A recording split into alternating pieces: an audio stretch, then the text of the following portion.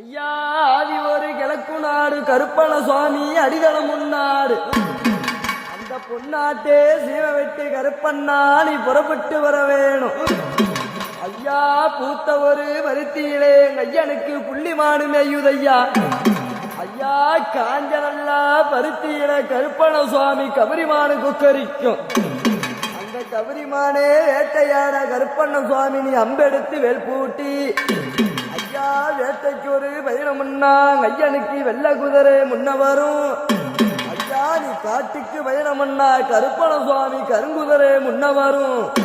அப்பனே ஆதி ஒரு கருப்பண சுவாமி இந்த கொல்லிமலை சோங்க விட்டு இன்னார வேளையில கூப்பிட்டு அழைக்கும் பொழுது ஐயா நாலு பக்கம் நாலு மாலை ஐயனுக்கு நடுவிருக்கும் வீரம்மாளை. ஐயா வீரம்மாளை காட்ட விட்டு கருப்பண்ண சுவாமி நீ விளையாடி வர வேணும். ஐயா இன்னார வேளையில நாலு பக்கம் ஓமகுண்டம் கடக சபை மேலிருந்து ஆட்சிக்கொள்ள கருப்பண்ண சுவாமி இன்னார வேளையில கூப்பிட்டு அழைக்கும் பொழுது ராஜியான கருப்பண்ணா அவர் எப்படி வருவாருன்னா ஐயா உனக்கு வெள்ள நல்லா கருப்பண்ணா கூதி